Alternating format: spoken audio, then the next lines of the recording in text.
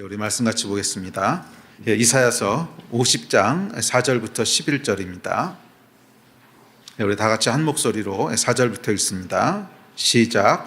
주 여호와께서 학자들의 혀를 내게 주사 나로 곤고한 자를 말로 어떻게 도와줄 줄을 알게 하시고 아침마다 깨우치시되 나의 귀를 깨우치사 학자들 같이 알아듣게 하시도다. 주 여호와께서 나의 귀를 여셨으므로 내가 거역하지도 아니하며 뒤로 물러가지도 아니하며 나를 때리는 자들에게 내 등을 맡기며 나의 수염을 뽑는 자들에게 나의 뺨을 맡기며 모욕과 침뱉음을 당하여도 내 얼굴을 가리지 아니하였느니라. 주 여호와께서 나를 도우심으로 내가 부끄러워하지 아니하고 내 얼굴을 부싯돌같이 굳게 아니하였으므로 내가 수치를 당하지 아니할 줄 아느라. 나를 의롭다 하시는 이가 가까이 계시니 나와 다툴 자가 누구냐? 나와 함께 설지어다. 나의 대적이 누구냐? 내게 가까이 나아올지어다. 보라, 주 여호와께서 나를 도우시리니 나를 정죄할 자 누구랴? 보라, 그들은 다 옷과 같이 헤어지며 좀이 그들을 먹으리라. 너희 중에 여호와를 경외하며 그의 종의 목소리를 청종하는 자가 누구냐? 흑암 중에 행하여 빛이 없는 자라도 여호와의 이름을 의뢰하며 자기 하나님께 의지할지어다. 보라, 불을 피우고 횃불을 둘러띈 자여, 너희가 다 불꽃 가운데로 걸어가며 너희가 피운 횃불 가운데로 걸어갈지어다. 너희가 내 손에서 얻을 것이 이것이라. 너희가 고통이 있는 곳에 누우리라. 아멘. 지난주에 이어서 이사야서 50장 후반부를 살펴보려고 합니다. 이사야서 50장은 두 종의 대비를 이야기하고 있다고 했지요. 그래서 불완전한 종 이스라엘과 완전한 종 예수 그리스도 메시아에 대한 그것을 대비하고 있습니다. 그래서 우리가 지난주에 불완전한 종의 죄악이 어떤 모습이었는가 그런 것을 살펴봤는데요. 자, 오늘은 후반부에 나오는 완전한 종 메시아 예수 그리스도의 순종과 겸손에 대한 것을 살펴보려고 합니다. 자,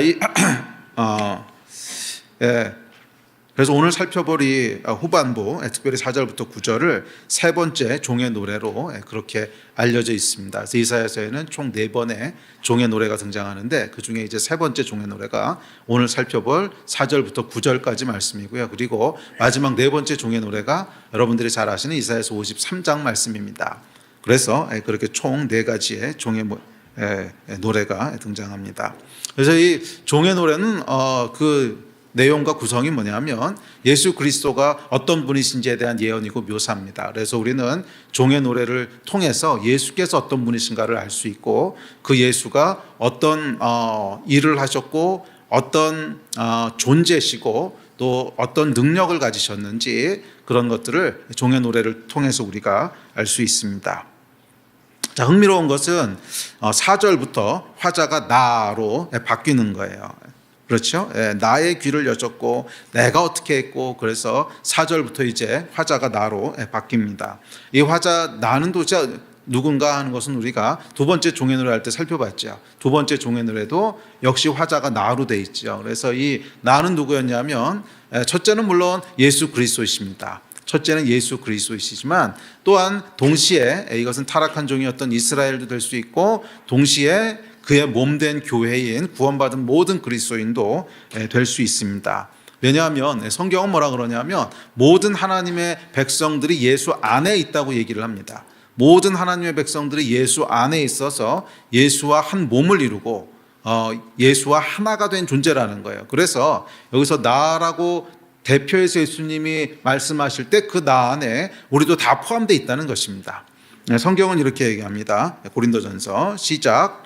아담 안에서 모든 사람이 죽은 것 같이 그리스도 안에서 모든 사람이 삶을 얻으리라. 그렇죠? 우리가 예수 그리스도 안에 있기 때문에 함께 생명을 얻는다는 거예요. 또 여기뿐만이 아니라 신약의 많은 성경에서 예수 안에서 예수 그리스도 안에서 그와 한 몸을 이룬 이 얘기를 반복적으로 얘기합니다. 그러니까 우리는 어떤 존재냐면 예수 그리스도 안에서 생명이 연합된 자고 그래서 나는 예수 그리스도인 동시에 그분의 백성이 될 수도 있고 동시에 우리가 될 수도 있는 그런 존재라는 것입니다. 그래서 우리는 어떤 존재냐면 그리스도 안에서 완전함에 이르렀고 그의 장성한 분량에 다다를 수 있는 존재라는 거예요. 자, 그래서 비록 현재 우리는 완전하지 않죠. 그래서 아마 현재 우리의 모습은 완전한 종의 모습보다는 지난주에 살펴봤던 불완전한 종의 모습이 더 많을 거예요. 타락한 세상을 살고 있고 아직 죄 가운데 있습니다. 그러나 그럼에도 불구하고 우리는 예수 그리스도 안에 있기 때문에 언젠간 그분의 장성한 분량에 이르게 될 거라는 거예요. 그래서 성경이 이렇게 얘기합니다. 우리 다음 구절 시작. 우리가 다 하나님의 아들을 믿는 것과 아는 일에 하나가 되어 온전한 사람을 이루어 그리스도의 장성한 분량이 충만한 데까지 이르리니. 그렇죠. 그러니까 성경이 뭐라고 얘기하냐면 우리가 지금은 비록 연약하고 지금은 비록 불완전한 종에 가깝지만 그럼에도 불구하고 그리스도의 장성한 분량에까지 이를 거라는 거예요. 이 땅을 살아가는 동안에도 점차 그리스도의 장성한 분량을 닮아가게 될 것이고 마지막 때 부활의 몸을 입고는 그리스도의 장성한 분량 그 영광에 함께 참여하게 된다는 거예요. 그래서 사실 50장에 등장하는 두 종의 모습은 두 개의 분리된 종의 모습이 아니라 어쩜 우리의 모습일 수도 있어요. 비록 지금은 불완전한 죄악 가운데 있는 그런 종의 모습을 하고 있지만 결국에는 그리스도의 장성한 분량에까지 다다르게 되는 이제 그런 존재가 저와 여러분이라는 것입니다. 네, 그래서 사실은 이 50장에 등장하는 종의 노래는 50장에 등장하는 이 세 번째 종의 노래뿐만이 아니라 네 편의 종의 노래가 전부 다 마찬가지인데 예수 그리스도가 어떤 분이신가 하는 것을 묘사하고 있지만 그것은 단순히 예수는 이런 분이구나, 예수는 메시아구나, 십자가를 지셨구나, 죄를 사하셨구나, 그분은 삼위일체 하나님이시구나, 그런 어떤 신학적인 지식이 아니라 굉장히 실천적인 지식이라는 거예요. 그래서 이 부분이 굉장히 중요합니다. 우리가 하나님을 안다라고 했을 때 그렇죠. 성경을 통해서 우리가 하나님이 어떤 분이신지를 알아가지요. 그렇지만 그것은 사변적인 지식이 되면 안 돼요.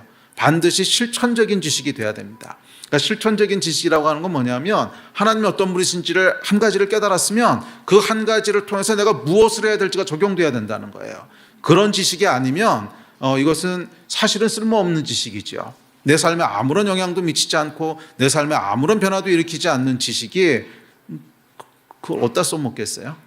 그렇죠? 그러니까 하나님을 아는 지식이라고 하는 성경을 아는 지식이라고 하는 것은 절대로 사변적인 지식이 되면 안 돼요. 그것은 굉장히 실천적인 지식이 돼야 됩니다.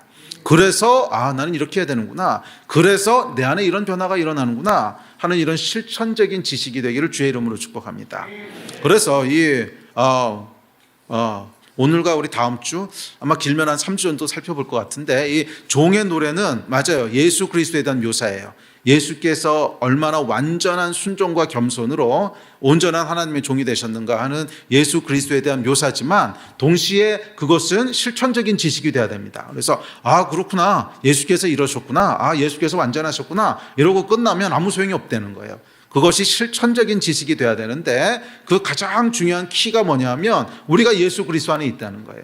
그래서 예수께서 나라고 말씀하시는 것에 우리는 또 포함되어 있다는 거예요.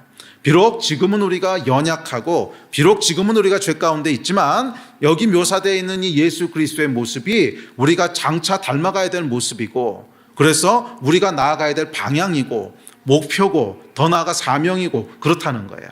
그래서 오늘 이 말씀을 통해서 예수께서 어떤 분이신지를 아는 것에 멈추는 것이 아니라 그 예수 안에 있는 우리도 그런 모습으로 닮아가는 존재라고 하는 것을 알게 되기를 바랍니다. 그래서 비록 지금은 연약하고 비록 지금은 1절부터 3절까지 나오는 지난주에 살펴본 그런 타락한 종의 모습에 더 가까울지라도 점차 매일매일 예수 그리스도의 장성한 분량을 닮아가는, 그래서 이 온전한 종의 모습으로 오늘 한 발 내일 한 발, 그래서 주님 앞에 서는 그날까지 끊임없이 다가가고 성장하는 그런 여러분이 되시기를 주의 이름으로 축복합니다.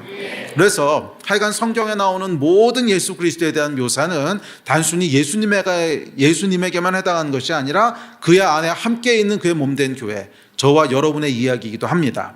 우리가 가야 될 방향이고 우리가 나가야 될 목표고 장차 다다르게 될 영광이고 이제 그렇다는 거예요. 아멘. 예수의 영광이 나의 영광이고 예수의 능력이 나의 능력이고 예수의 성숙함이 나의 성숙함이고 예수의 순종이 나의 순종이고 그런 실천적인 지식들이 되시기를 주의 이름으로 도전하고 축복합니다. 자, 그래서 이제 오늘부터 한 3번 정도에 걸쳐서 이 세 번째 종의 노래를 살펴보게 될 텐데, 하여간 이 종의 노래를 통해서 예수가 어떤 분이신지를 알게 되는 것과 동시에 우리가 어떤 존재고 우리가 어디로 가야 될지도 함께 알게 되는 그런 은혜가 있게 되기를 주의 이름으로 축원합니다.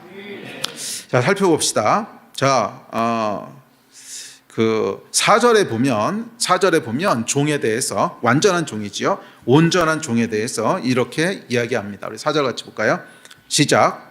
주 여호와께서 학자들의 혀를 내게 주사 나로 곤고한 자를 말로 어떻게 도와줄 줄을 알게 하시고 아침마다 깨우치시되 나의 귀를 깨우치사 학자들 같이 알아듣게 하시도다. 아멘. 이 완전한 종 예수 그리스도가 어떤 분이신가 하는 것을 묘사하는데, 50장의 첫 번째 묘사는 뭐냐면 그는 학자의 혀와 학자의 귀를 가지셨다는 거예요. 학자의 혀와 학자의 귀를 가지신 분이셨다는 겁니다. 자, 여기서 이제 학자라고 하는 말을 썼죠.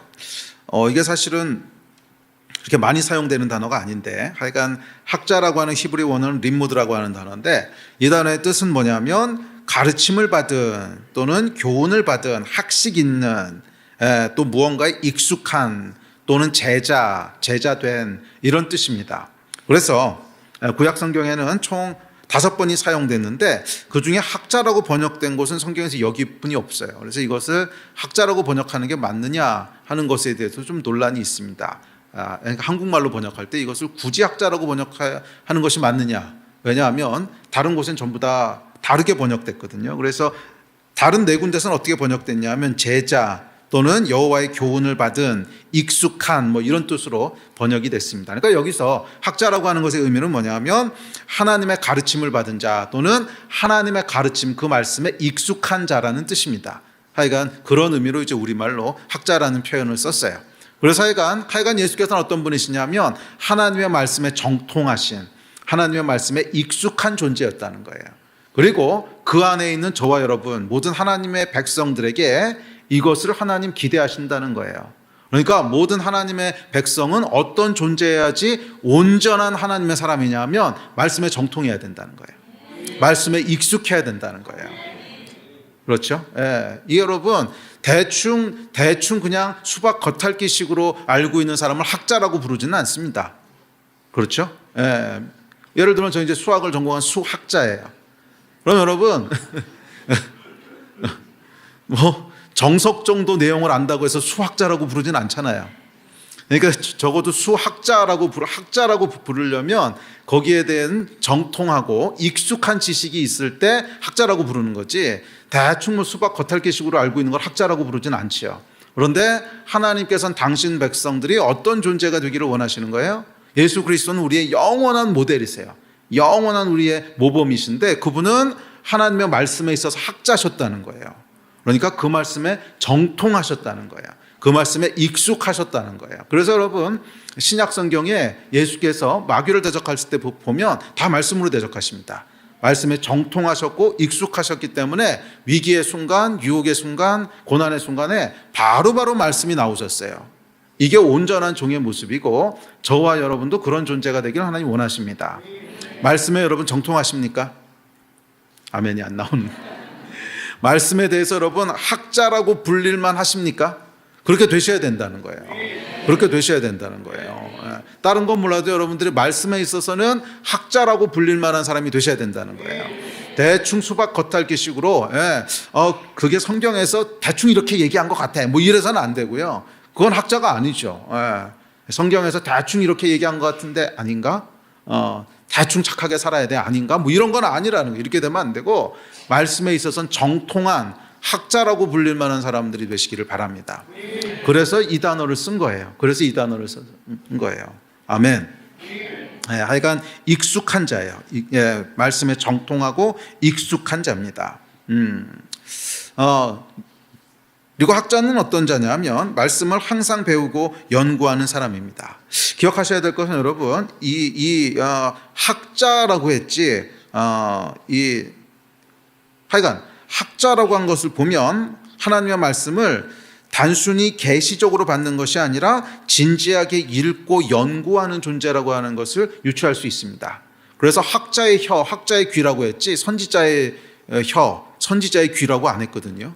그러니까 만약에 이것이 말씀에 익숙하다라고 하는 것이 단순히 우리가 기도할 때마다 뭘 듣고 보고 하는 이런 계시적인 것을 만약 얘기했다면 이런 표현을 썼을까요? 썼을 리가 없죠. 선지자의 귀를 주사, 선지자의 입을 여사, 뭐 이렇게 말씀하셨겠지 학자의 귀를 이렇게 표현 안 했을 거란 말이에요. 그러니까 학자는 어떤 걸 강조하기 위해서 쓰여진 것 같으세요? 단순히 어떤 초자연적이고 신비한 하나님의 말씀을 듣는 존재가 아니라 그런 것도 있어요. 그런데 왜냐하면 예수께서는 선지자시기 때문에 당연히 초자연적으로 하나님의 음성을 듣는 거 분명히 있으셨을 거예요. 그러나 그것뿐만이 아니라 학자셨다는 거예요. 그러니까 학자는 뭐냐면 부지런히 말씀을 읽고 부지런히 말씀을 연구하고 부지런히 말씀을 묵상하는 그런 존재셨다는 거예요. 그리고 모든 하나님의 백성들은 그런 말씀의 학자들이 되시기를 주의 이름으로 축복합니다. 아멘. 말씀의 학자들이 되셔야 돼요. 익숙하셔야 돼요. 이게 여러분 얼마나 큰 능력인지 몰라요. 위기의 때마다 그 말씀들이 익숙하게 알고 있는 말씀들이 우리 안에서 솟아나와서 그 위기를 넘어갈 수 있게 해주고 또 이해할 수 없는 상황에서도 그 말씀이 내 안에서 솟아올라서 믿음으로 넘어갈 수 있게 해주고 여러분 말씀에 정통하고 익숙하다고 하는 것은 어떻게 보면 신앙생활에 가장 중요하고 가장 강력한 기초입니다. 아멘. 말씀의 초보자들이 되지 마세요. 말씀에 있어서는 정통한 사람들이 되세요.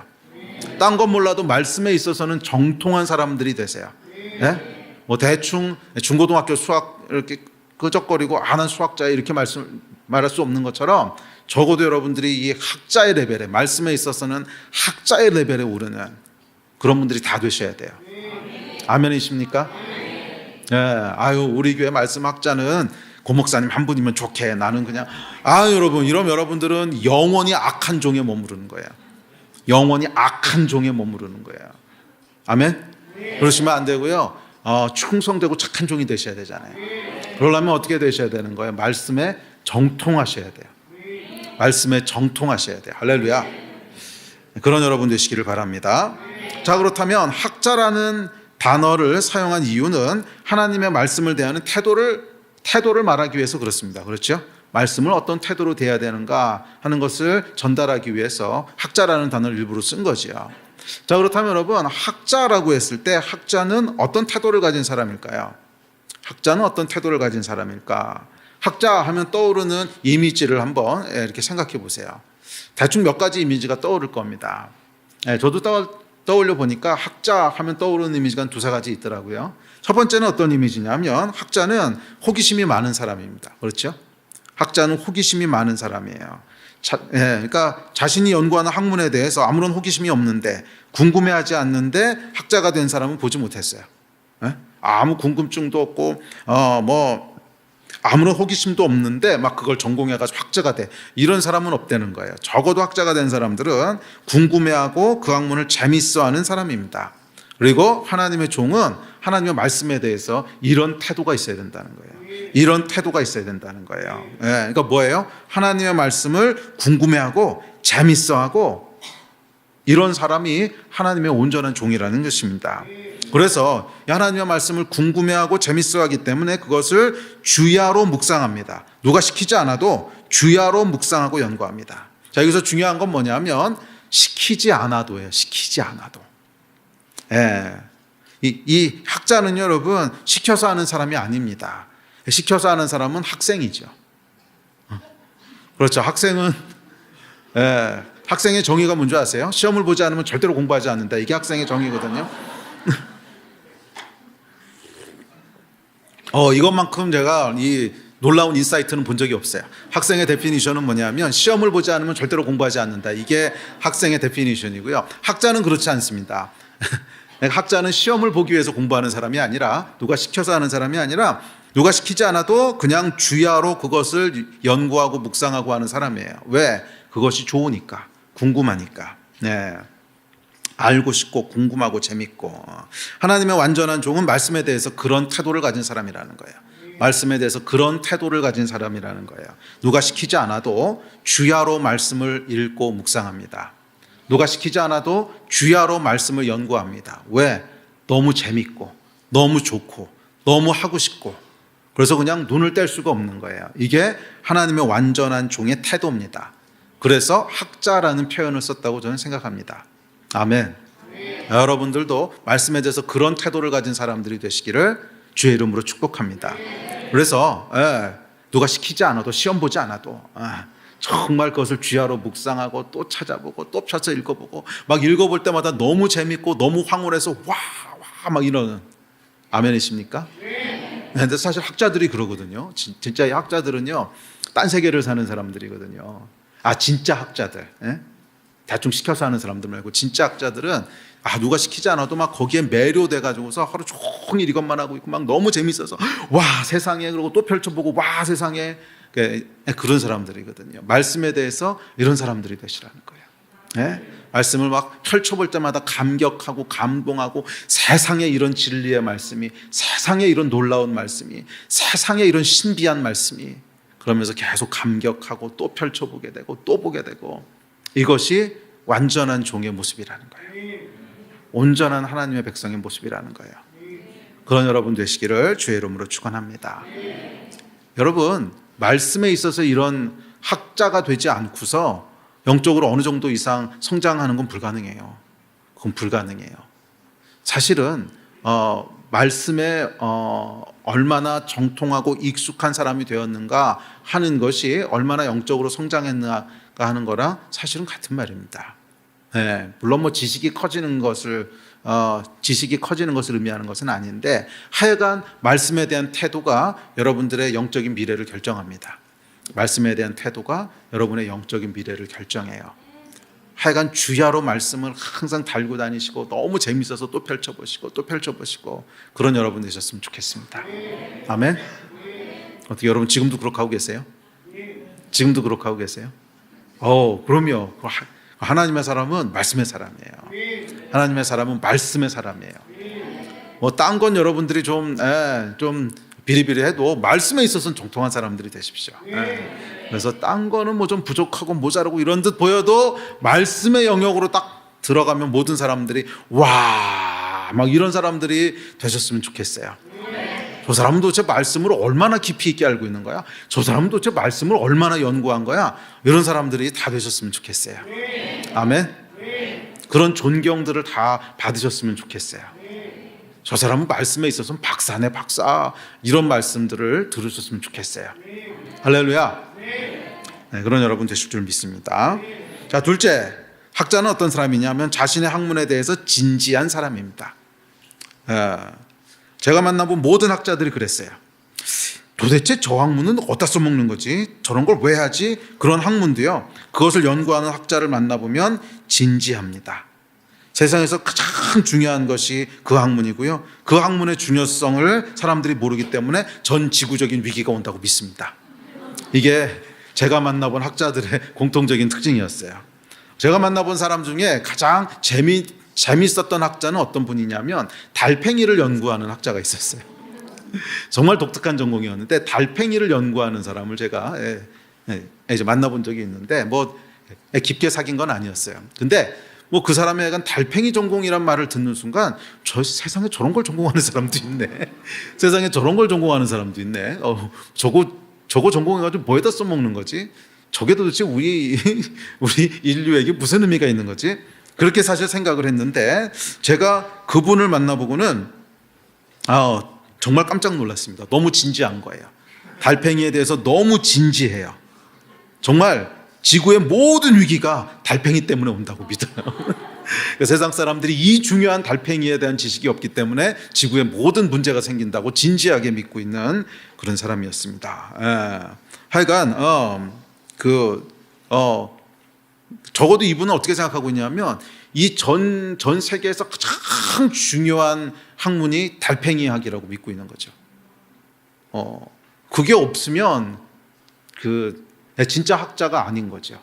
그러니까 진짜 학자는 그게 있는 거예요. 진지한 거예요. 자기가 연구하는 학문이 세상에서 가장 중요하다고 믿는 사람들이고 그것이 모든 인류의 해답이라고 믿는 사람이고, 정말 그렇더라고요. 달팽이가 모든 인류의 해답이에요. 이건 그런 진지함이 있었습니다. 학자는 그런 사람이에요. 그러니까 학자는 자신의 학문을 진지하게 대합니다. 대충 장난으로 가볍게 여기지 않습니다. 그것이 세상에서 가장 중요한 진리라고 생각합니다. 그것이 비록 달팽이일지라도. 하나님의 온전한 종은 어떤 사람이에요? 학자예요. 학자, 말씀에 대한 학자라는 거예요. 그거 뭐예요? 하나님의 말씀을 진지하게 대한다는 거예요. 결코 가볍게 대하지 않습니다. 지구의 모든 위기가 말씀을 모르기 때문에 온다고 믿습니다. 그게 학자인 거죠. 네? 다른 이유 없어요. 이 땅에 존재하는 모든 위기가 달팽이 때문이 아니고 말씀 때문에 온다고 믿는 거예요. 그게 말씀에 있어서 학자의 태도입니다. 아멘이십니까? 그렇죠, 여러분. 적어도 이 정도 확신은 있어야죠. 달팽이한테도 그런 확신이 있는데 하나님 말씀에 대해서 그 정도 확신이 없다면 그건 말이 안 되죠. 모든 문제는 여러분 말씀이 없기 때문에 옵니다. 정말 모든 문제예요. 부부 문제, 자녀 문제, 사회 문제, 심지어 전쟁의 문제까지 모든 문제는 말씀의 부재에서부터 옵니다. 믿으십니까? 이 태도가 있는 사람이 학자인 거예요. 이 태도가 있는 사람이 온전한 종인 거예요. 말씀에 대해서 진지합니다. 그 말씀이 세상에서 가장 중요한 진리라고 믿습니다. 이 말씀의 부재로 인해 모든 문제가 말씀의 부재에서 온다고 믿습니다. 그게 학자예요. 아멘. 근데 정말 여러분 그렇게 믿으세요? 저는 정말 그렇게 믿거든요. 저는 정말 그렇게 믿어요. 모든 문제는 말씀의 부재에서부터 오고요. 반대로 모든 해답은 말씀에서부터 와요. 인류의 모든 영역을 다 통틀어서 정말로 가장 중요한 건 말씀이라고 믿습니다. 아멘이십니까? 정말로 그렇게 믿으십니까? 그게 학자의 태도죠. 그렇지 않으면 그거 전공하면 안 되죠. 더 중요하다고 생각하는 거 했어야지. 학자는요, 자기가 전공하는 것에 가장 큰 중요함을 믿고 있는 사람이에요. 여러분도 그런 사람들 되시기를 바랍니다. 셋째, 학자는 그 학문을 연구하는 것을 업으로 삼는 사람입니다. 학자도 여러분 돈이 없어가지고서 생계를 위해서 다른 일을 할 수 있어요. 그렇지만 그 사람의 정체성은 여전히 그 학문을 연구하는 학자입니다. 예를 들어서 그 사람이 진짜로 그 학문이 좀 이렇게 취직하기 어려운 학문이고 그래가지고서 낮에는 다른 일을 할 수도 있어요. 그러니까 회사에서 일하면서 그래도 밤마다 자기가 그것을 연구하는 학자. 근데 이 사람이 진짜 학자라면요, 당신 뭐 하십니까? 이렇게 물어보면 자기가 직장에서 일하는 거 대답하지 않아요. 저는 달팽이를 연구하는 학자입니다. 이렇게 얘기하지. 그게 학자예요.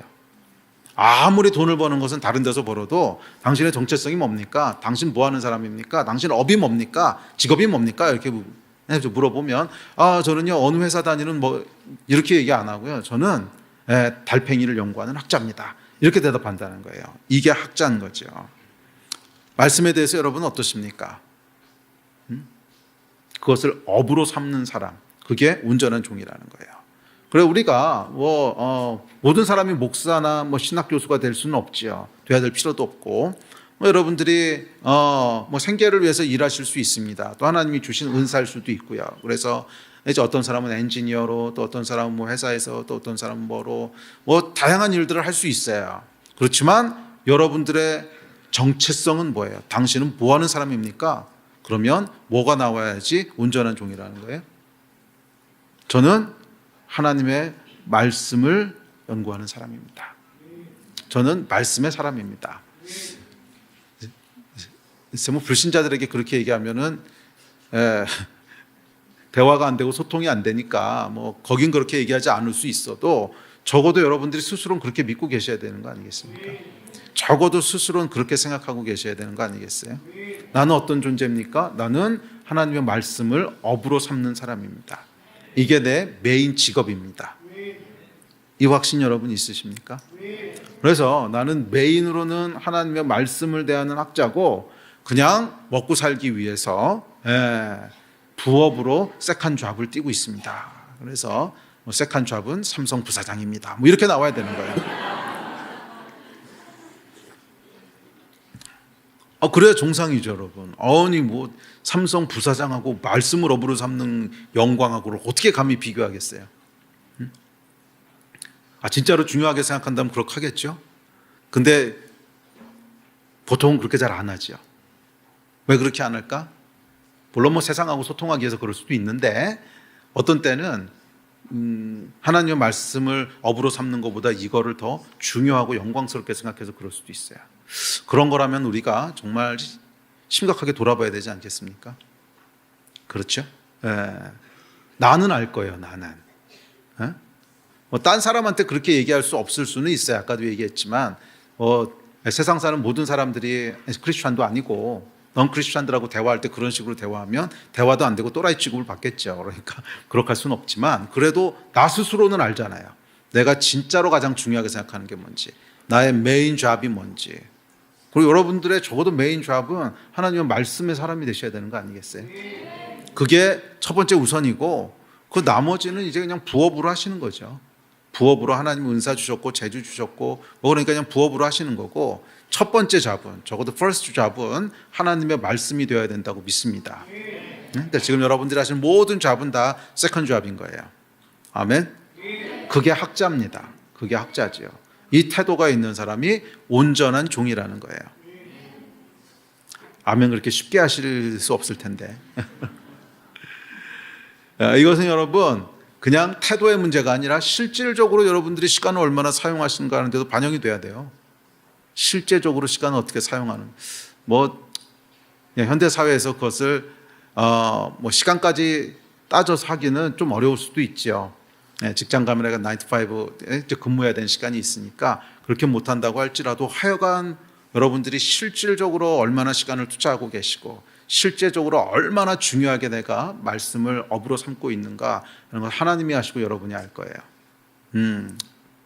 온전한 하나님의 사람은 학자라는 거예요. 학자. 다 학자들이 되시기를 주의 이름으로 축복합니다. 아멘. 자, 그런데 중요한 것은 오늘 본문에 보시면 단순히 여호와의 학자가 아니라 주 여호와께서 학자의 혀를 주신대요. 4절 다시 한번 읽어볼까요? 시작. 주 여호와께서 학자들의 혀를 내게 주사 나로 곤고한 자를 말로 어떻게 도와줄 줄을 알게 하시고. 자, 학자의 혀란 하나님의 말씀을 단순히 지식으로 익숙하게 알 뿐만 아니라 그것을 다른 사람들에게 잘 가르치고 전달한다는 뜻입니다. 그래서 온전한 종은 하나님의 말씀을 정통하고 익숙하게 알 뿐만 아니라 그 말씀으로 곤고한 자들을 돕는 거예요. 자, 곤고한 자라고 하는 말은 원어로 보면 지친 자, 피곤한 자, 기진한 자 이런 뜻입니다. 삶에 지치고 기진하고 소망을 잃고 길을 잃고 힘이 필요한, 위로가 필요한. 그러니까 하나님의 온전한 종은 이런 곤고한 사람들을 학자의 혀로 돕는다는 거예요. 학자의 혀로 돕는다는 거예요. 그것이 종의 사명입니다. 학자의 혀로 돕는다는 거예요. 자, 완전한 종이셨던 예수께서 하셨던 중요한 사역 중 하나는 말씀으로 곤고한 자들을 도우시는 거였어요. 그렇죠. 슬픔에 빠진 자들에게 말씀하셨을 때 그들이 위로를 받았고 절망에 빠진 자들에게 예수께서 말씀하셨을 때 소망을 되찾게 되었습니다. 진리를 찾던 니고데모에게 예수께서 말씀하셨을 때 그 진리를 찾게 되었고요. 소외되었던 삭개오에게 예수께서 말씀하셨을 때 그의 인생이 변화됐죠. 가늠하던 여인에게 예수께서 말씀하셨을 때 그 구원을 받았고 병든 자들에게 말씀하셨을 때 치유를 받았고 죽은 나사로에게 말씀하셨을 때 그 생명을 얻었습니다. 그러니까 이 예수께서 말씀하실 때마다 그곳에 하나님의 위로와 소망과 회개와 구원과 생명의 역사가 일어났다는 거예요. 이게 학자의 혀라는 거예요. 학자의 혀. 그래서 예수께서 말씀하실 때 곤고한 자들의 영이 살아났어요. 예, 맞아요, 여러분. 하나님의 말씀은 살았고 운동력이 있습니다. 그래서 이 하나님의 말씀은 곤고한 자를 회복하고 슬픈 자를 위로합니다. 그런데 문제는 뭐냐 하면 이 말씀이 학자의 혀를 필요로 한다는 거예요. 예, 그러니까 이 말씀이 역사하는 게 그냥 허공에서 쿵 하고 역사하는 것이 아니라 학자된 사람이 있고 그 사람이 혀를 통해서 말씀이 흘러나갈 때 그때 하나님의 말씀이 역사한다는 거예요. 예? 그때 살았고 운동력 있는 하나님의 말씀이 역사한다는 거예요. 그래서 이사야는 온전한 종의 특징이 학자의 혀를 가지는 거라고 얘기합니다. 그러니까 하나님의 말씀은 살았고 운동력이 있지만, 능력이 있지만, 그 능력이 있는 말씀은 학자의 혀를 통해서 흘러나갈 때 비로소 발휘된다는 거예요. 학자의 혀가 있으시기를 축복합니다. 자, 그런데 학자의 혀뿐만 아니라 타락한 혀, 악랄한 혀도 있습니다. 악랄한 혀도 있어요. 네. 그래서 야고보 사도는 그 혀에 대해서 이렇게 얘기합니다. 다음 절 시작. 이와 같이 혀도 작은 지체로 돼 큰 것을 자랑하도다. 보라, 얼마나 작은 불이 얼마나 많은 나무를 태우는가. 혀는 곧 불이요 불의의 세계라. 혀는 우리 지체 중에서 온 몸을 더럽히고 삶의 수레바퀴를 불사르나니 그 사르는 것이 지옥불에서 나느니라. 여러 종류의 짐승과 새와 벌레와 바다의 생물이 다 사람이 길들일 수 있고 길들여 왔거니와 혀는 능히 길들일 사람이 없나니 쉬지 아니하는 악이요 죽이는 독이 가득한 것이라. 이것으로 우리가 주 아버지를 찬송하고 또 이것으로 하나님의 형상대로 지음을 받은 사람을 저주하나니 한 입에서 찬송과 저주가 나오는도다. 내 형제들아, 이것이 마땅하지 아니하니라. 샘이 한 구멍으로 어찌 단물과 쓴물을 내겠느냐. 그렇죠. 혀는 뭐래요? 곧 불이요 불의의 세계랍니다. 악하다는 거예요. 혀는 쉬지 않는 악이고 죽이는 독이래요. 지옥불이래요. 그러니까 이 악랄한 혀가 있다는 거예요. 학자의 혀뿐만이 아니라 악한 혀, 악랄한 혀, 타락한 혀가 있다는 것입니다. 그러니까 혀에는 여러분 기본적으로 능력이 있다는 거예요. 혀에는 능력이 있다는 거예요. 그러니까 이 성경에서 특별히 불이라고 얘기했을 땐 그것이 성령의 불이든 지옥불이든지 간에 불이라고 얘기했을 땐 능력을 상징하는 겁니다. 태우는 불, 에너지가 나오는 거죠. 불. 그런데 이 살리는 학자의 혀는 살리는 능력이 있는 반면 이 타락한 혀는요 죽이는 능력이 있다는 거예요. 다 불사르고 그래서 혀에는 살리는 능력이든 죽이는 능력이든 하여간 능력이 있습니다. 우리가 우리 혀에 어떤 것을 두느냐에 따라 사람을 살리기도 하고 사람을 죽이기도 한다는 거예요. 우리는 하나님의 형상을 따라 지음받았기에 하나님의 말씀이 능력이 있는 것처럼 우리 말에도 역시 능력이 있습니다. 아십니까? 우리 말은 여러분 능력이 있어요. 성경이 얘기하는 거예요.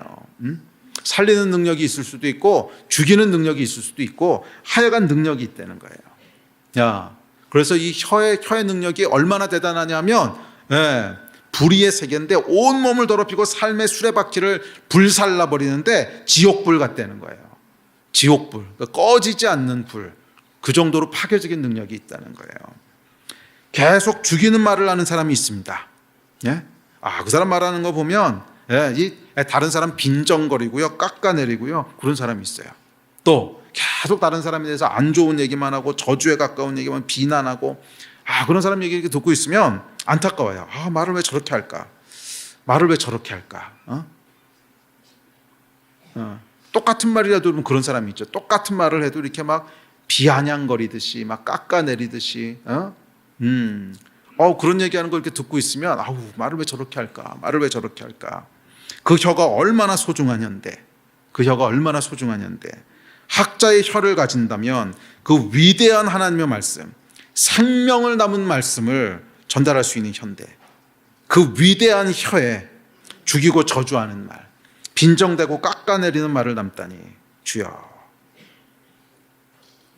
참 이게 안타까워요. 여러분은 어떠세요? 또 타인을 죽이는 말뿐만이 아니라 자기를 죽이는 말도 있습니다. 미치겠네 진짜. 정말 미쳐볼래요? 죽겠네 진짜. 이게 여러분 하면 안 되는 말이거든요. 죽겠네 진짜. 미치겠네 진짜. 망했다. 이거 사실 제가 많이 쓰는 말인데 이거 할 때마다 이제 사모님한테 혼나거든요. 망하긴 왜 망하냐고. 목사가 망하면 어떡하냐고. 그래서 그렇죠. 그러면 흥했다 이래야지. 뭐 망했다 뭐 이런 얘기들, 안 될 거야 뭐 이런 말들 다 자신을 향한 부정적인 말을 자기도 모르게 쏟아냅니다.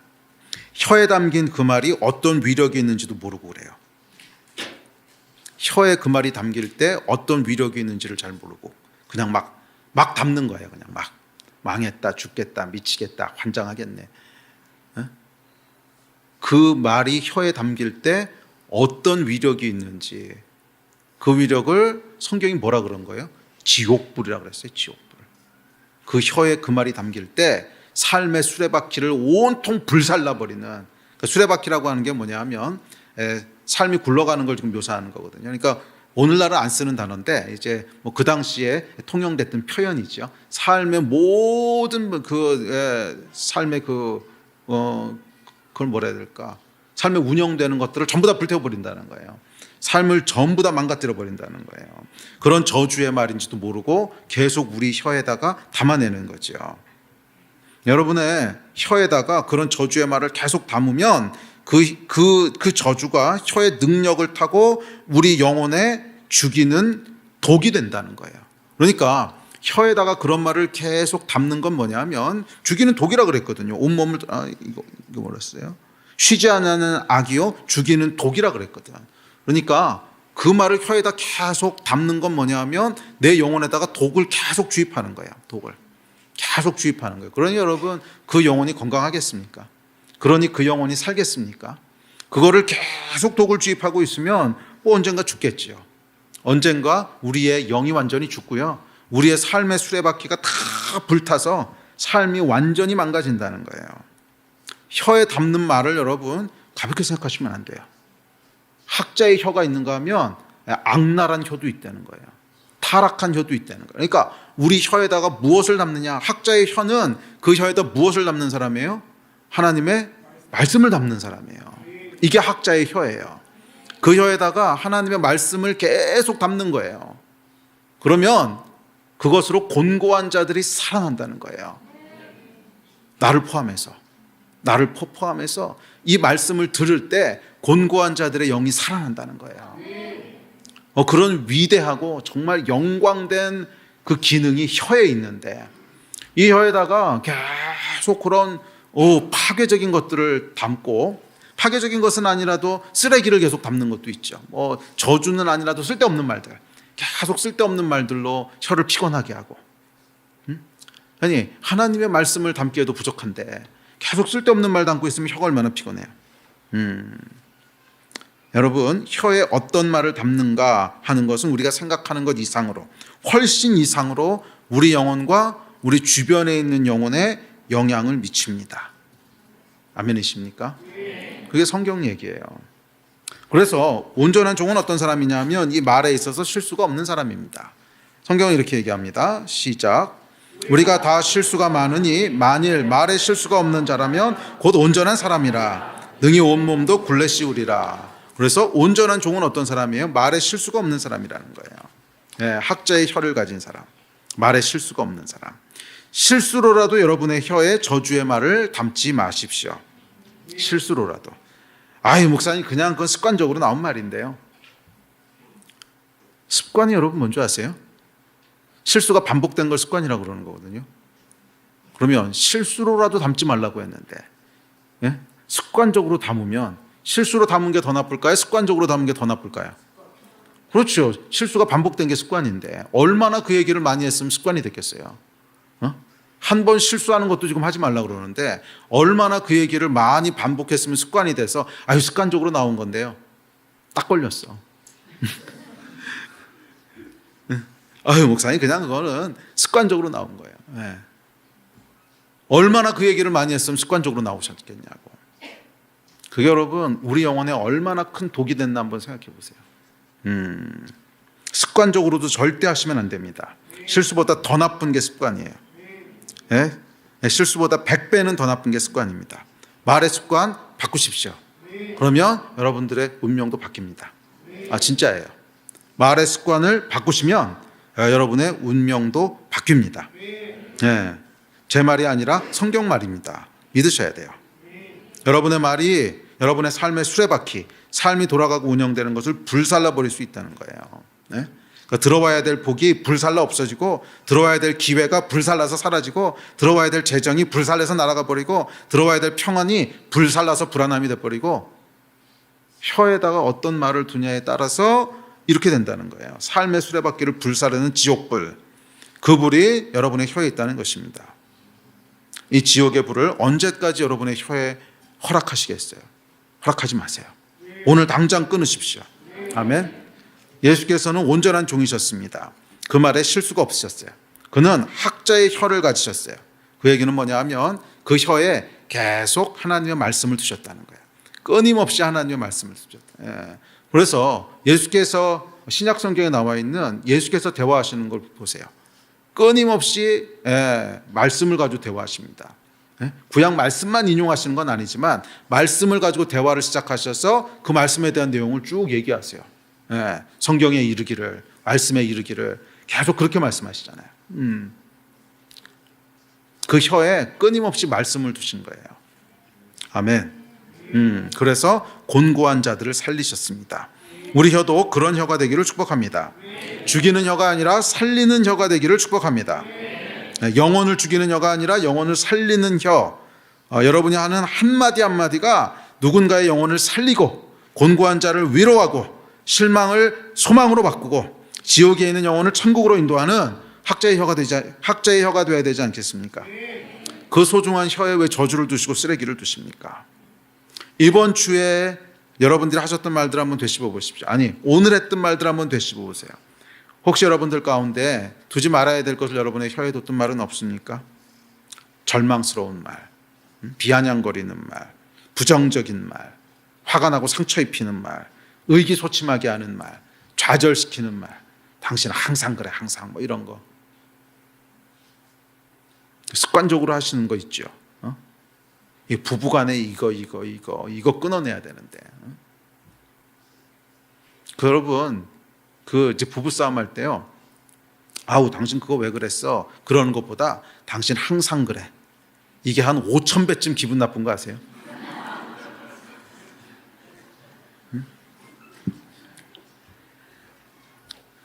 아우, 당신 왜 그랬어? 그거는 그냥 지금 내가 한번 실수했다는 거니까. 아, 그렇구나. 그래. 내가 잘못했어. 이러면 되는데 항상 그래. 항상. 이거는 사실은 저주거든요. 너는 항상 그런 존재야. 그러고 이 사람을 규정해 버리는 거거든. 이건 저주예요. 그래서 5,000배쯤 기분이 나쁜 거예요. 저주를 받았으니까.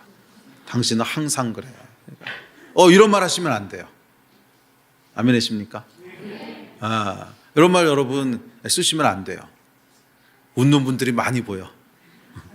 특별히 부부 사이에. 그 부부 사이에 이게 이제 한 번, 두 번 쌓이다 보면은 그런 말들이 이제 나가요. 아이고, 항상 또 그랬네, 또 그렇지 뭐. 이런 말들 말이야. 이게 혀에다 두면 안 되는 말이에요. 항상 그래. 그래서 그 사람이 항상 그런 사람이 되면 결국 누가 손해보는 거예요? 그렇지, 내가, 이제 내가 괴로운 거죠. 살리는 혀가 되십시오. 오늘 결단하십시오. 살리는 말이 아니면 한마디도 하지 않겠다. 결단하세요. 살리는 말이 아니면 한마디도 하지 않겠다. 주님, 살리는 말만 하게 해주십시오. 학자의 혀를 주셔서 단어 하나, 문장 하나까지 제 입에서 나가는 그 어떤 말도 죽이는 말이 되지 말게 해주십시오. 살리는 말만 하게 해주십시오. 단어 하나를 말하더라도 한 단어도 땅에 떨어지지 말게 해주시고 다 살리는 말이 되게 해주십시오. 그렇게 여러분 결단하십시오. 아멘이십니까? 그리고 오늘부터 여러분의 말을 단호하게 바꾸십시오. 자, 승리하는 자의 5가지 태도. 첫 번째가 뭐라고요? 단호함. 그래, 단호함. 단호하게 바꾸십시오. 죽이는 말, 부정적인 말은 내 혀에 결단코 두지 않겠습니다. 절대 두지 않겠습니다. 살리는 말만 하겠습니다. 결단해 보세요. 삶이 달라집니다. 운명이 달라집니다. 부부싸움도 절반 이하로 줄어들 거고요. 싸울 때 할 말이 없을 거예요. 싸울 때 쓸 수 있는 단어들이 몇 개 안 남을 거예요. 그래서 실질적으로 여러분들 부부관계도 정말 좋아질 거고요. 정말요, 여러분. 말만 바꾸면 다 바꿀 수 있어요. 이제 그랬잖아요, 야고보가. 가장 바꾸기 어려운 게 말이라고. 그 얘기는 뭐냐면 말만 바꾸면 다 바뀐다는 뜻이거든. 말만 바꿀 수 있으면 다 바꾼다는 거예요. 아멘. 그런 여러분 되시기를 주의 이름으로 축원합니다. 살리는 혀가 되기를, 오늘부터 살리는 혀가 되기를. 아멘. 자, 셋째, 이사야는 온전한 종의 특징으로 학자의 혀뿐만 아니라 학자의 귀를 얘기합니다. 다음 절 시작. 아침마다 깨우치시되 나의 귀를 깨우치시사 학자들 같이 알아듣게 하시도다. 주 여호와께서 나의 귀를 여셨으므로 내가 거역하지도 아니하며 뒤로 물러가지도 아니하며. 자, 온전한 종은 학자의 혀뿐만 아니라 학자의 귀를 가졌습니다. 또 어떻게 생각해보면 당연한 얘기입니다. 여호와의 온전한 종은 학자, 즉 하나님의 말씀에 정통하고 익숙한 사람인데 듣지 않았는데 어떻게 정통해지겠어요? 듣지 않았는데 어떻게 익숙해지겠어요? 그러니까 당연히 듣는 것이 먼저죠. 당연히 듣는 것이 먼저입니다.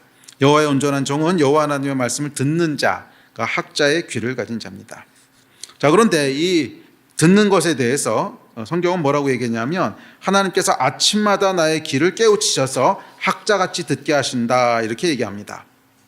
그러니까 온전한 하나님의 종은 아침마다 하나님께서 우리 귀를 열어주신다는 거예요. 아침마다. 그러니까 그 뜻이 매일 아침마다 이런 뜻이거든요. 그 영어 성경은 morning by morning, 매일 아침마다. 그러니까 매일 아침마다 하나님께서 우리의 귀를 열어주신대요. 그래서 말씀을 깨우쳐 주신대요. 자, 여기서 깨우치다라고 하는 것에 사용된 히브리어는 우루라고 하는 단어인데 이것은 잠을 깨우다, 눈을 뜨게 하다, 이런 뜻입니다. 그런데 이 5절에 보면 이 우르를 2번 사용했는데, 그래서 그 2번 사용한 것을 원문을 그대로 직역하면 하나님께서 아침마다 나를 깨우셔서 내 귀를 깨워주십니다. 나를 깨우시고 그래서 말씀을 듣는 귀를 깨워주십니다. 이런 뜻입니다. 자, 우리가 학자의 귀, 그러니까 하나님의 말씀을 듣는 귀를 가지기 위해서는 하나님이 깨워주시는 은혜가 있어야 된다는 거예요. 그러니까 그저 말씀을 읽고 열심히 연구한다고 하나님의 말씀을 익숙하게 알게 되는 게 아니라는 거예요. 지식으로 알 수는 있어요. 그러나 그 지식이 학자의 혀를 갖도록 해주지는 않아요. 곤고한 자를 살리는 말에 능력이 있는, 그것은 하나님께서 날마다 우리의 귀를 열어주셔야 돼요. 그래야만 살리는 능력의 말씀들을 행하는 그런 사람들이 될 수 있습니다. 자, 그렇다면 이 말씀을 알아듣는 학자의 귀는 어떻게 열릴까? 자, 앞서 얘기했듯이 5절에 보면 깨우다라는 단어를 2번 사용했는데 2번마다 깨우는 게 달라요. 그러니까 처음에는 하나님께서 나를 깨우시고 두 번째는 내 귀를 깨우세요. 그러니까 이게 2번 깨우다라는 단어가 사용되는데 첫째는 나를 깨우시고 두 번째는 내 귀를 깨우세요. 그러니까 나를 깨운다고 하는 건 뭐냐면 내 존재를 깨운다. 그러니까 즉 내 영을 깨운다는 뜻이죠. 그러니까 하나님께서 먼저 우리의 영을 깨워주신다는 거예요. 아침마다. 그래서 하나님의 말씀을 듣는 귀는 영이 깨어 있어야 들린다는 거예요. 영이 깨어 있어야 말씀을 듣는 귀가 열리지, 우리 영이 잠들어 있으면 아무리 성경을 읽고 아무리 말씀을 들어도 전혀 그것이 우리 안에 들리질 않아요. 아무리 말씀을 읽어도 성령께서 우리 영을 깨우시지 않으면 그냥 지식에 그치는 말씀일 뿐 살리는 영의 말씀이 되지는 못해요. 나도 살리지 못하고 다른 영혼도 살리지 못합니다. 그래서 보면 여러분, 사람들이 성령 받기 전과 성령 받은 후에 말씀을 대하는 태도가 180도로 달라지는 거 아세요? 아마 여러분도 경험하셨을 거예요. 성령 받기 전과 성령 받은 후에 확연히 달라요. 그러니까 성령 받기 전에는 말씀을 읽어도 별 재미도 없고, 설교를 들어도 그냥 지루하기만 하고, 그러던 사람이 성령 받고 나면요, 눈빛이 달라져요.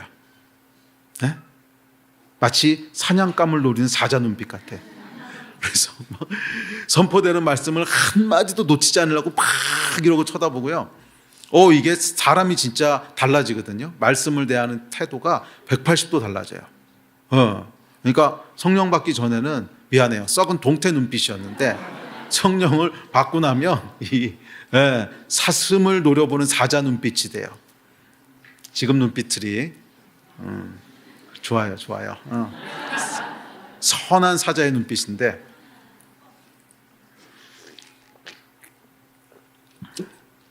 말씀에 대한 태도가 달라지는 거죠. 그게 뭐예요? 여호와께서 나를 깨우시는 거예요. 성령께서 아침마다 나를 깨우시는 거예요. 그래서 여러분, 사실 말씀은요, 정말 성령께서 나를 깨우셔야 들려요.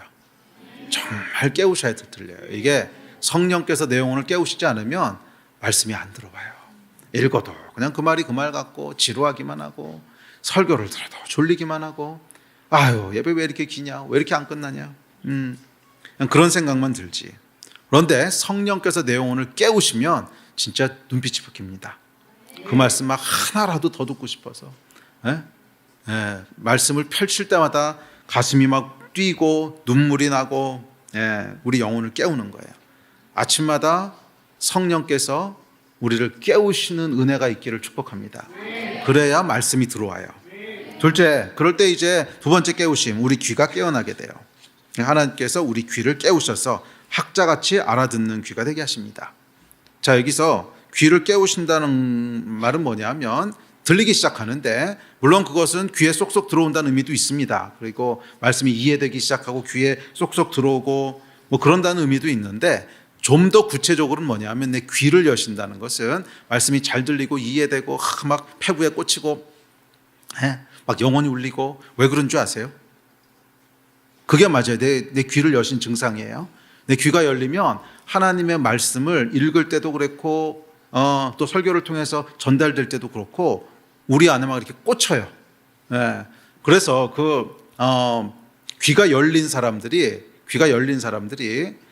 많이 하시는 말씀이 있어요. 많이. 아니, 누가 내 얘기 목사님한테 했어? 이 얘기 여러분 들어보신 적 있어요? 저 많이 듣거든요. 아니, 누가 내 얘기 목사님한테 했어? 나 들으라고 하는 것 같아. 이게 뭐냐면 귀가 열린 거예요. 이게 귀가 열린 거예요. 제가 당연히 여러분들 얘기 못 들었고요. 더 중요한 건 뭐냐면 이 말씀을 뭘 설교할지는 이미 적어도 4, 5개월 전에 다 정해져 있어요. 적어도 4, 5개월 전에 어떤 설교할지가 다 정해져 있어요. 물론 이게 설교문으로 쓰고 만들고 하는 건 이제 더 뒤에 하지만 내용과 순서는 이미 다 정해져 있어요. 무슨 주제로. 근데 여러분들의 그 각각의 개인의 사정을 제가 무슨 수로 알아서 무슨 예언자 선지자도 아니고 뭐 3월 10일에는 이 설교를 할 거야. 그러면 누가 듣겠지? 이 말이 안 되거든요. 몇 개월 전에 하는 걸 제가 무슨 수로 그걸 하겠으며 그렇게 고려하지도 않고 당연히. 그런데 아니 어떻게 나한테 알고 하시는 것 같은데 아무래도 그건 여러분 제가 용한 것이 아닙니다. 저하고는 아무 상관이 없고요. 성령께서 그 사람의 귀를 여신 거예요. 그 사람이 그렇게 듣는 거지 제가 그렇게 말하는 게 아니에요. 저는 그냥 제 할 말을 하는 거예요. 그런데 듣는 사람의 귀를 여시면 그렇게 들리는 거예요. 듣는 사람의 귀를 여시면 그렇게 듣는 거예요. 그러니까 귀를 여셨다고 하는 것은 무슨 뜻이냐면 아주 구체적으로는 나에게 하시는 말씀으로 들리는 거예요.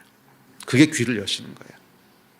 왜 말씀을 읽을 때 심장이 뛰고 왜 말씀을 읽을 때 은혜가 되는가? 나에게 하시는 말씀으로 들려서 그런 거예요. 잘 생각해 보세요. 하나님이 세상을 이처럼 사랑하사 그 얘기를 읽는데 왜 은혜가 되고 눈물이 나요? 나를 사랑하신다는 말로 들리니까 은혜가 되는 거죠. 성경이 왜 재밌어요? 나에게 하시는 말씀으로 들리니까 재밌는 거죠. 그러니까 귀가 열린다고 하는 것은 결국 무슨 뜻이냐면 나에게 하시는 음성으로 들리는 거예요. 아멘.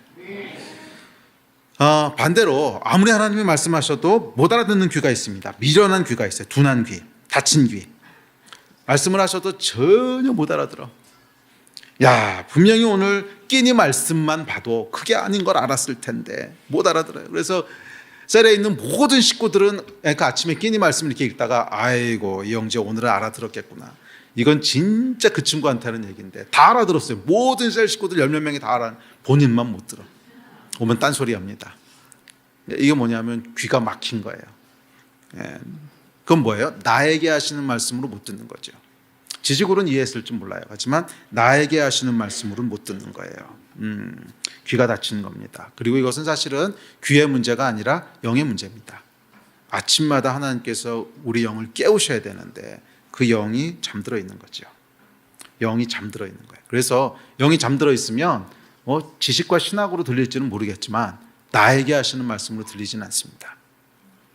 아침마다 하나님께서 우리 영을 깨우실 때 그때 우리의 귀가 열려서 나에게 하시는 하나님의 음성을 듣게 되는 줄 믿습니다. 자, 귀가 열린 종의 특징을 5절은 이렇게 얘기합니다. 자, 시작. 주 여호와께서 나의 귀를 여셨으므로 내가 거역하지도 아니하며 뒤로 물러나지도 아니하며. 아멘. 우리 예배팀 앞으로 나오십시오. 귀가 열린 종은 어떠냐면 거역하지도 않고 뒤로 물러나지도 않는데요. 그러니까 귀가 열린 종의 특징은 뭐냐면 말씀을 순종한다는 거예요. 순종할 뿐만이 아니라 포기하지 않는다는 거예요. 예? 하나님이 하신 말씀을 포기하지 않는다는 거예요. 아무리 힘들어도, 아무리 실망스러워도, 아무리 이해가 되지 않아도 하나님의 말씀을 붙잡아요. 포기하지 않아요.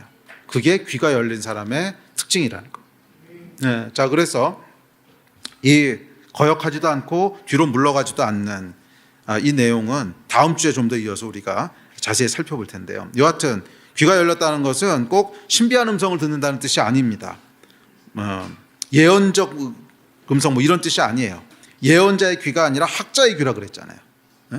예언자의 귀가 아니라 학자의 귀. 귀가 열렸다고 하는 것은 여호와께서 하시는 말씀을 나에게 하시는 말씀으로 듣고 그래서 그 말씀을 거역하지도 않고 뒤로 물러나지도 않는 거예요. 그게 귀가 열린 거예요.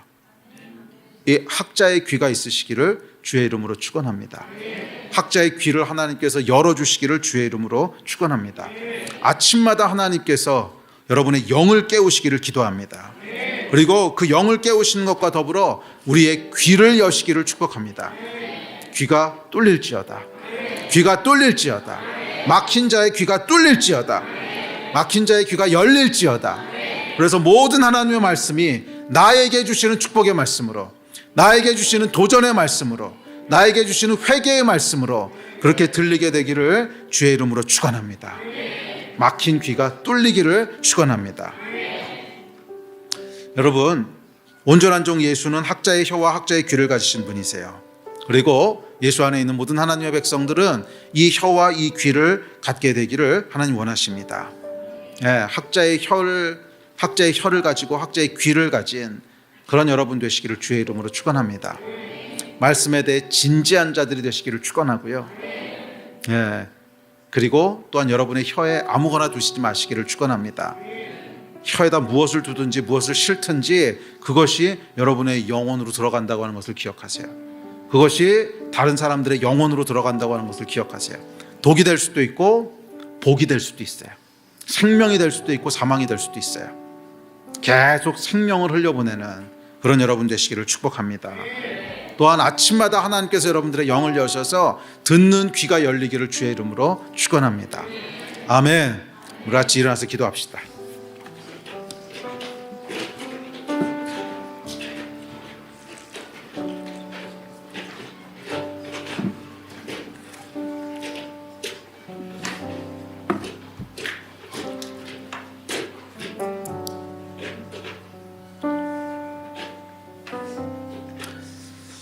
우리 말씀을 기억하시면서 함께 좀 기도합시다. 말씀은 생명입니다. 말씀의 사람들이 되기를 위해서 기도하시고요. 그런데 또 오늘 본문에 보시면 이 학자의 혀와 학자의 귀를 주셨다고 돼 있어요. 그러니까 내가 노력하는 것이 아니고 하나님 주셨다는 거예요. 그것은 성령의 선물입니다. 우리 이 시간에 함께 좀 기도할 때 성령님, 나에게도 이 약속의 말씀처럼, 이사야의 약속의 말씀처럼 학자의 혀와 학자의 귀를 주십시오. 학자의 귀를 주셔서 하나님의 말씀을 듣게 하여 주시고 학자의 혀를 주셔서 우리 혀가 죽이는 혀가 아니고 살리는 혀가 되게 하여 주십시오. 죽이는 말은 내 혀에 결단코 한 단어도 두지 않기를 결단합니다. 도와주십시오. 우리 마음 가지고 주여 세 번 부르짖고 성령님의 도우심을 구하면서 함께 좀 기도하십시다. 기도하시겠습니다.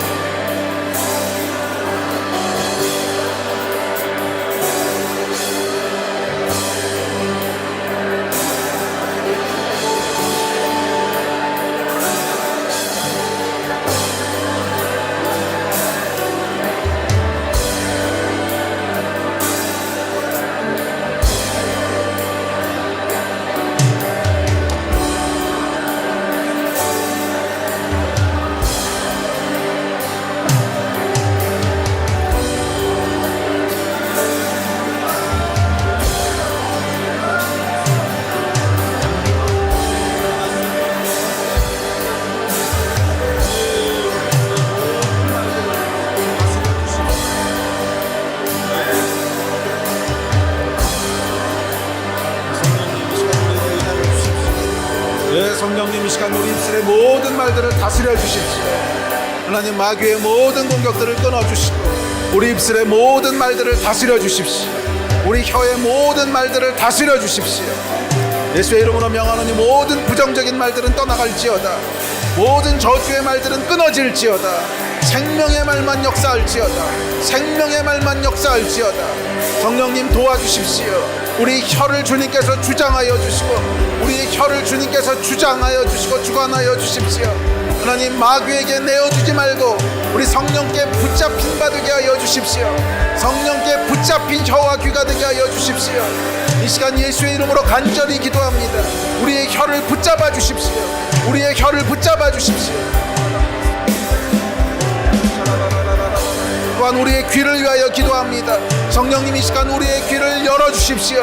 우리의 귀를 열어주십시오. 영의 귀가 열릴지어다. 영의 귀가 열릴지어다. 하나님의 말씀을 듣는 귀가 열릴지어다.